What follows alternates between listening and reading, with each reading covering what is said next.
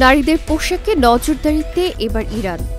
ভিন্নমত দমনে বিশেষ করে সরকারের বেঁধে দেয়া পোশাক নীতিতে নারীরা অমান্য করছেন কিনা তা নজরদারি করতে ড্রোন ও অন্যান্য ডিজিটাল প্রযুক্তি ব্যবহার করছে ইরান। জাতিসংঘের একটি তদন্ত প্রতিবেদনে এমন তথ্য উঠে এসেছে।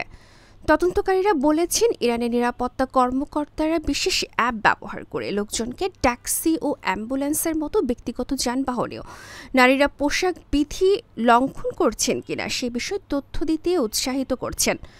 জাতিসংঘের ওই প্রতিবেদনে বিশেষভাবে আরও বলা হয়, রাজধানী তেহরান ও ইরানের দক্ষিণাঞ্চলের নারীরা হিজাব করার বাধ্যবাধকতা অনুসরণ করছেন কিনা তা নজরদারি করতে ড্রোন ও নিরাপত্তা ক্যামেরার ব্যবহার দিন দিন বাড়ছে।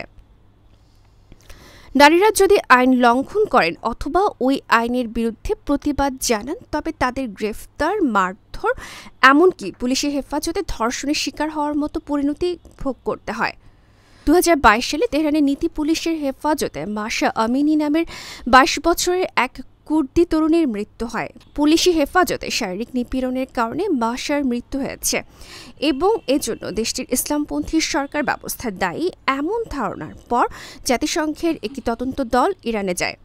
প্রত্যক্ষদর্শীরা বলেছেন, গ্রেফতার করার সময় ইরানের নীতি পুলিশ মাশাকে মারধর করেছিল, কিন্তু কর্তৃপক্ষ মাশার সঙ্গে খারাপ আচরণ করার অভিযোগ অস্বীকার করেছে এবং দাবি করেছে হঠাৎ হৃদযন্ত্রের ক্রিয়া বন্ধ হয়ে মাশার মৃত্যু হয়েছে।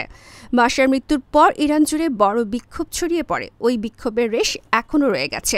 গ্রেফতার ও কারাবন্দী হওয়ার ঝুঁকি নিয়ে বিক্ষোভকারীরা বিক্ষোভ চালিয়ে নেওয়ার চেষ্টা করছেন। আন্তর্জাতিক ডেস্ক, গণমানুষের আওয়াজ।